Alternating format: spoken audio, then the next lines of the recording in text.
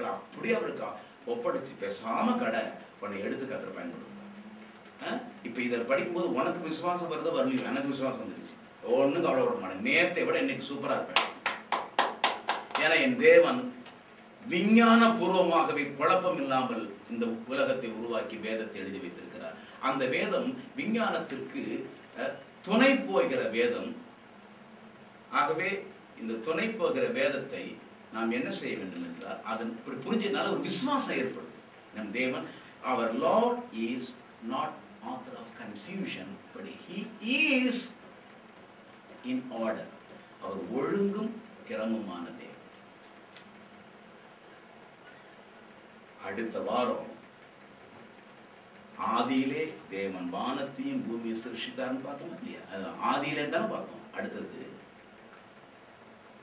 இந்த வானம் பூமியை சிருஷ்டித்தார், பூமியானது ஒழுங்கின்மைன்னு பார்த்தோமா இல்லையா? அது என்னன்னு பார்ப்போம். அது சயின்ஸுக்கு ஒத்து வருதா? இல்ல ஷேப்லெஸ் போட்டுருக்கு. பூமியை பார்த்தா நம்ம உருண்டான்றோம், இல்ல இல்ல அது ஷேப்லெஸ் போட்டுருக்கு. அது செகண்ட் வால்யூம் நம்ம என்ன பண்ணுவோம் அதை பார்ப்போம். இந்த ஃபர்ஸ்ட் வால்யூம் யாருக்கு தேவைன்றவங்க என்னுடைய செல் நம்பருக்கு நீங்க ஃபோன் பண்ணுங்க. இது நம்முடைய அருமையான டென்டின் நிலையத்தவர்கள் ரொம்ப அழகா உங்களுக்காக பதிவு செய்திருக்கிறார்கள். உங்களுக்கு அதை நான் தரேன். இப்போ இப்படியே விஞ்ஞான விளக்கத்தோடு நான் போயிடக்கூடாது. இதை அப்படியே ஸ்டாப் பண்ணிட்டு கொஞ்சம் ஸ்பிரிச்சுவலா, கொஞ்சம் ஆன்மீகம் நமக்கு. நம்ம ஆளு சில பேர் என்னங்க விஞ்ஞானம் சொல்லிட்டு இருப்பாங்க.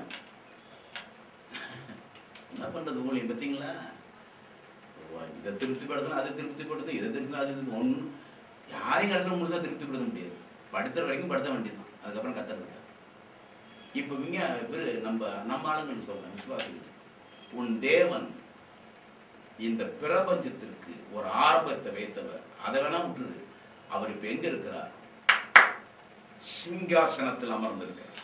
சொல்லுங்க எல்லாரும் வீட்டுல. நீங்க சொல்றதே என் காதல கேட்கும். சொல்லுங்க. என் குட்டி பேர்ல கத்தாத.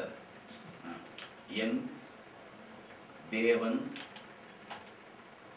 சிங்காசனத்தில் அமர்ந்திருக்கிறார்.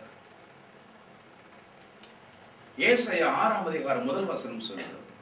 ஏசாயா தீர்க்கதரிசி சொல்கிறார், ஆண்டவர் உயரமும் உன்னதமான சிங்காசனத்தின் மேல் வீற்றிருக்க கண்டேன். ஏசாயா சொல்றார் யோவான போலவே.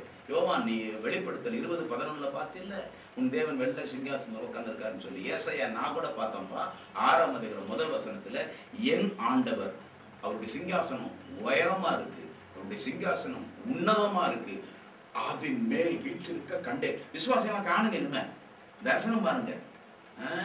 என்னென்னமோ பாக்குறீங்க. பக்கத்துல யாரு வந்திருக்கான்னு பாக்குற, பாஸ்டருக்கு காணிக்க எவ்வளவு வந்திருக்குன்னு பாக்குற. நீ அதெல்லாம் பார்க்காத, இனிமே கர்த்தரை பாரு. இனிமே மிஷன்ல இப்ப பாரு. நான் இந்த ஸ்டூடெண்ட் பேசிட்டு இருக்கும் பொழுது சட்டன்னு ஒரு ஃப்ளேம் எனக்கு முன்னாடி எரிஞ்சிட்டு இருக்கு.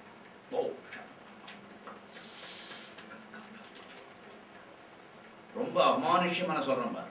இந்த ஃப்ளேம் எரிஞ்சிட்டு இருக்கிறது நம்ம காரணம். உன் கவலை இதுல போடு, உன் கஷ்டத்தை இதை போடு, உன்னுடைய வியாதி இதுல போடு. இப்போ 5 நிமிஷத்துல 6 நிமிஷத்துல எல்லாம் பொசிங் போயிடும். ஃப்ளேம் எரிய ஆரம்பிச்சிருச்சு. வீட்டுல இது பாக்குறவங்க அங்கங்க சோதனை பண்ணிட்டே இருந்தேன். அந்த அக்கினி, பரலோக அக்கினி, சிங்காசனத்தின் அக்கினி வேற எரிய ஆரம்பிச்சிருச்சு. அதான் தரிசிக்கிறேன் நான். நல்ல தரிசிக்கிறேன். தேங்க்யூ.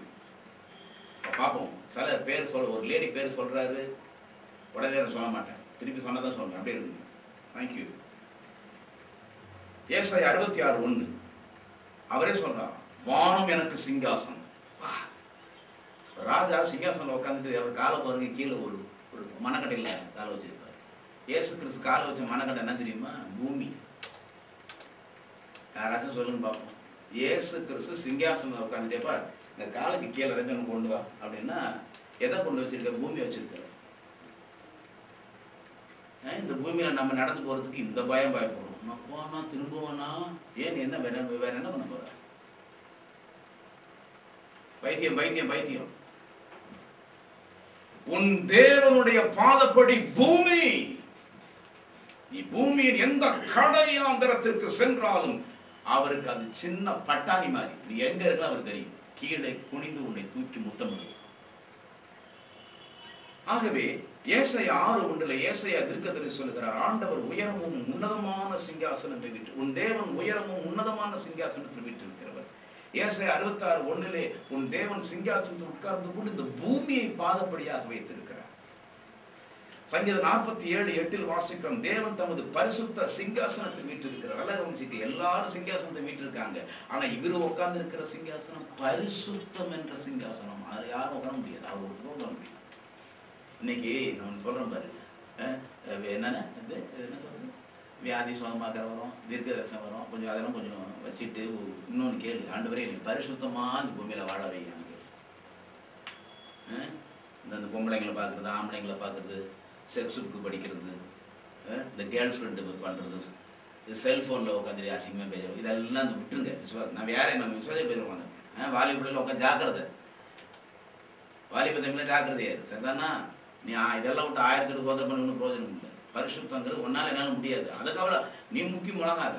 பரிசுத்தம் ஆசைப்படும், அவர் ஒன்று நடந்துட்டு போறார் சரிதானா.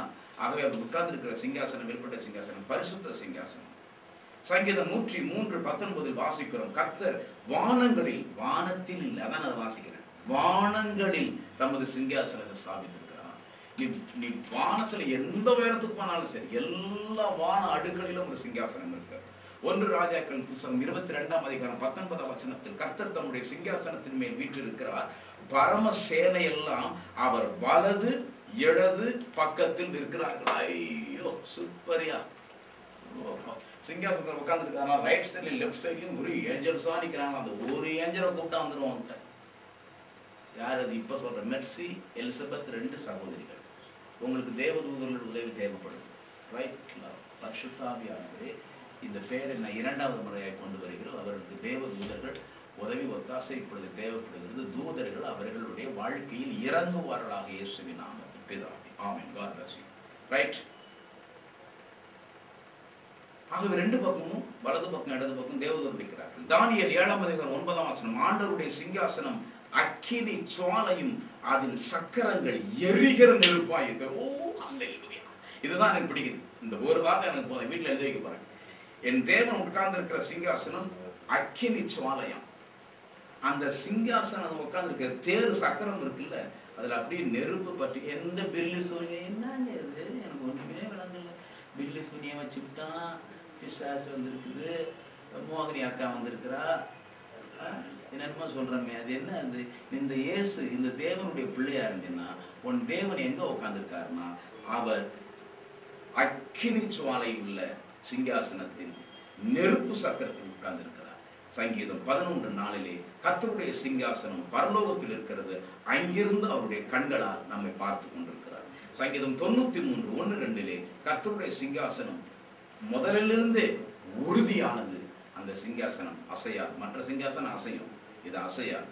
வெளிப்படுத்தல் 4:2-6 வரைக்கும் தேவனுடைய சிங்காசனம் மின்னல்களும் இடிமுழக்கங்களும் அதிலிருந்து புறப்படுகிறது.